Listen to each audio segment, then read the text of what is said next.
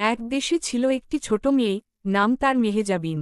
সে থাকত একটি ছোট গ্রামে, যেখানে রাত হলে আকাশে অনেক তারা দেখা যেত। একদিন চাঁদের আলোয় ভেসে আসা একটি বর্ণিল পালক পেয়ে মেহেজাবিন হঠাৎ অদ্ভুত এক বনেই প্রবেশ করে, যেটি সাধারণ মানুষের চোখে পড়ে না। সেই বন ছিল জাদুর বন নামে পরিচিত। সেই বনে ছিল নানা রঙের পরী, কথা বলা পশু, এবং এমন গাছ যেগুলো গান গাইত। মেহেজাবিন সেখানে দেখা পেল লুনা নামের এক পরীর, যার ডানা ছিল রূপালী এবং চোখে ছিল আকাশের নীল রং। লুনা তাকে জানায়, জাদুর বন এখন বিপদের মুখে, বনের হৃদয়ে থাকা আলোর ফুল হারিয়ে গেছে। যদি ফুলটি না পাওয়া যায়, তবে পুরো বন অন্ধকারে ডুবে যাবে। মেহেজাবিন ও লুনা একসাথে শুরু করে ফুল খোঁজার যাত্রা।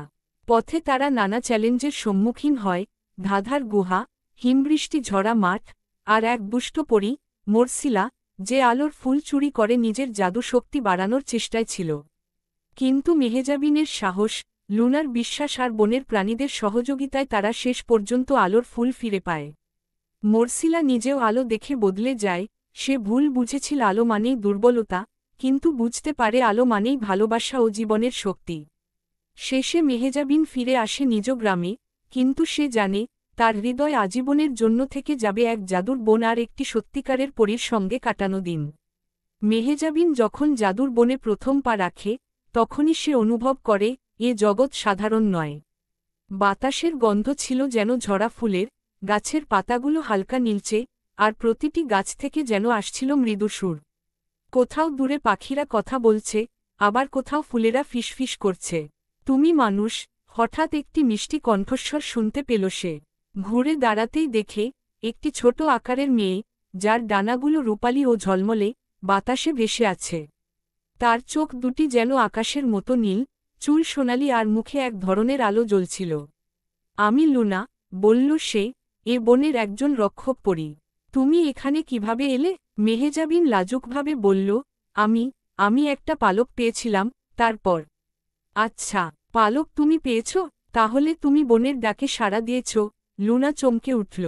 এটা খুব গুরুত্বপূর্ণ, কারণ আমাদের বন আজ বিপদের মুখে। মেহেজাবিন অবাক হয়ে জিজ্ঞেস করল, কি হয়েছে? লুনা কিছুটা দুঃখ ভারাক্রান্ত কণ্ঠে বলল, বনের কেন্দ্রস্থলে একটি ফুল আছে, আলোর ফুল। সেটি শুধু আলোই দেয় না, বরং আমাদের সমস্ত শক্তির উৎস। সেই ফুলটি গতকাল রাতে হারিয়ে গেছে, আর আমরা বিশ্বাস করি, কেউ এটি চুরি করেছে। কে? মেহেজাবিন ফিসফিস করে জানতে চায়। মরসিলা, লুনা বলল, চোখে ভয়ে ফুটে উঠল, সে এক প্রাক্তন পরী, যে অন্ধকার জাদু শিখে আমাদের বন থেকে বহিষ্কৃত হয়। সে বিশ্বাস করে, আলো মানে দুর্বলতা। আমরা আশঙ্কা করছি, সে ফিরে এসেছে। লুনা মেহেজাবিনকে নিয়ে চলল একটি খোলা মঞ্চে, যেখানে আরও কয়েকজন পরী অপেক্ষা করছিল। তাদের পোশাক ছিল রঙিন, কেউ গোলাপি, কেউ সবুজ ডানায় উড়ছিল। মেহেজাবিন দেখে অবাক হয়ে যায়, এরা সবাই বনের এক একটি দিক রক্ষা করে। কেউ জলের পরী, কেউ হাওয়ার, কেউ গাছের। লুনা বাকিদের সামনে মেহেজাবিনকে পরিচয় করিয়ে দেয়, এই মেয়ে মানুষের জগৎ থেকে এসেছে, পালকের টানে। সে যদি চায়, তবে আমাদের সঙ্গে যাত্রা শুরু করতে পারে আলোর ফুল উদ্ধার করতে। সব পরী সম্মত হয়। একজন বয়স্ক পরী, যার নাম ছিল ইলারা, বলল, তোমার হৃদয়ে সাহস আছে, মেহেজাবিন। এই যাত্রা সহজ হবে না, কিন্তু তুমি চাইলেই পারবে। তুমি আর লুনা একসাথে হলে, আলো ফিরে আসবেই। একটি ছোট পাখি এসে মেহেজাবিনের কাঁধে বসল। লুনা বলল, এ হচ্ছে পিকু, আমাদের দূত। সে তোমায় পথ দেখাবে। আগামীকাল সকালেই আমাদের যাত্রা শুরু। মেহেজাবিন আকাশের দিকে তাকায়। চাঁদ তখন বনের মাথার ওপর। সে বুঝতে পারে, তার সামনে অপেক্ষা করছে এক অবিস্মরণীয় অভিযান, যেটি শুধু একটি ফুল উদ্ধার নয়, বরং এক আলোর জয়যাত্রা। পরদিন ভোর, সারা বন যেন এক অদ্ভুত নির্বতায় ঢেকে আছে। সূর্য এখনও পূর্ণভাবে ওঠেনি, তবে পূর্ব দিগন্তে হালকা কমলা আভা ছড়াতে শুরু করেছে। মেহেজাবিন চোখ মেলতেই দেখে, সে একটি পাতার বিছানায় ঘুমিয়েছিল, আর তার চারপাশে ছোট ছোট জোনাকি নেচে বেড়াচ্ছে। লুনা ইতিমধ্যে প্রস্তুত। তার ডানাগুলো আরও উজ্জ্বল লাগছে আজ, আর তার হাতে ধরা এক ধরনের স্ফটিকের গোলক। এই হচ্ছে পথনির্দেশক গোলক, লুনা বলল। এটা আমাদের গন্তব্যের দিকে নিয়ে যাবে। তবে পথ সবসময় সোজা থাকবে না, বনের জাদু কখনো কখনো বলকেও বিভ্রান্ত করতে পারে। মেহেজাবিন হালকা ঘাবড়ে যায়, কিন্তু লুনার কণ্ঠে দৃঢ়তা ছিল, আমরা একসাথে আছি, ভয় পেও না। সঙ্গে যোগ দেয় পিকু, ছোট্ট সেই পাখি, যার ডানার প্রান্তে ছিল নীল ঝিলিক। সে ঝট করে উড়ে এসে মেহেজাবিনের মাথার ওপর বসে। প্রথম গন্তব্য ছিল ধাঁধার গুহা। শোনা যায়, এই গুহায় ঢুকলেই চারপাশের দেয়াল ছায়া হয়ে যায় এবং প্রতিটি ছায়া করে এক একটি প্রশ্ন, যার উত্তর না দিতে পারলে কেউ গুহা থেকে বেরোতে পারে না। পথে হেঁটে যেতে যেতে তারা নানা রকম প্রাণীর সঙ্গে দেখা করে, গান গাওয়া ডোরা কচ্ছপ, ঘুমন্ত ফুল, আর একটি হাঁটতে থাকা গাছ। সেই গাছ বলল, যদি ধাঁধার গুহায় যাও, তাহলে মনে রেখো, প্রশ্নের উত্তর শুধু তোমার মস্তিষ্ক জানবে না, কখনো কখনো হৃদয় জানে। লুনা ফিসফিস করে বলল, এই গাছগুলো খুব জ্ঞানী, এদের কথা মনে রাখা দরকার। অবশেষে তারা পৌঁছায় সেই রহস্যময় গুহার সামনে। গুহার মুখ কালো ছায়ায় ঢেকে, যেন কারো মুখ হা করা। চলো, লুনা বলল সাহসিকতায়, এটাই আমাদের প্রথম পরীক্ষা।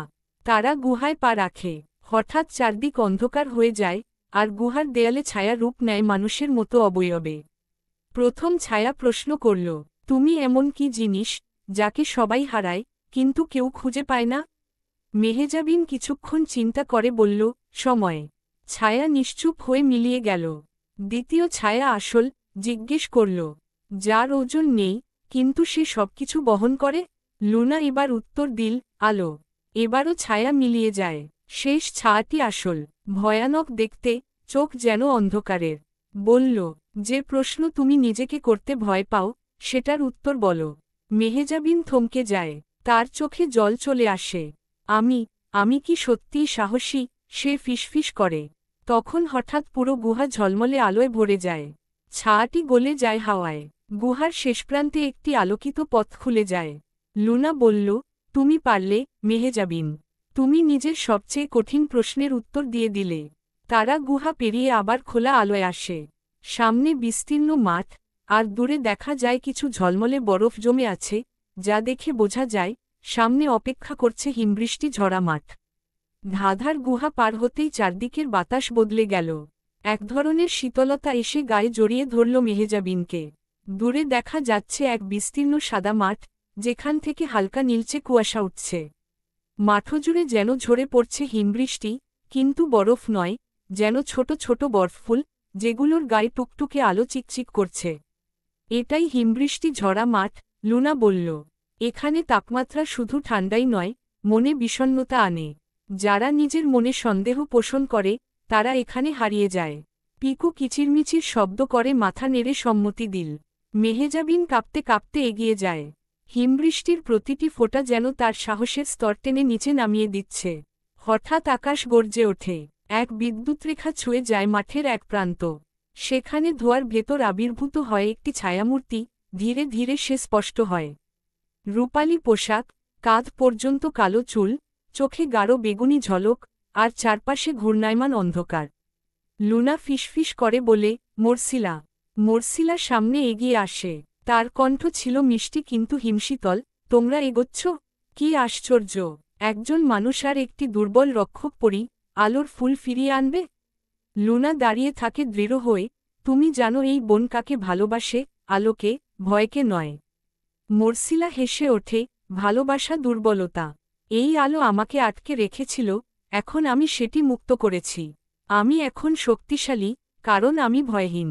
মেহেজাবিন সাহস করে বলে ওঠে, ভয়হীন হওয়া মানে একা হয়ে যাওয়া নয়, মর্সিলা। আলো আমাদের এক করে, তোমাকে একা করে দেয় না। মর্সিলার চোখে এক মুহূর্তের দ্বিধা ফুটে ওঠে। কিন্তু সে দ্রুত নিজেকে সামলায়। আমার পথে দাঁড়িয়েও না, সে বলে, আর যদি করো, তবে এই মাঠেই হারিয়ে যাবে চিরদিনের জন্য। হঠাৎ বাতাস আরও ঠান্ডা হয়ে ওঠে। মাটির ভেতর থেকে বরফের লতা উঠে এসে মেহেজাবিন ও লুনাকে ঘিরে ফেলতে থাকে। লুনা চিৎকার করে বলে, মেহেজাবিন, গোলক ধরো।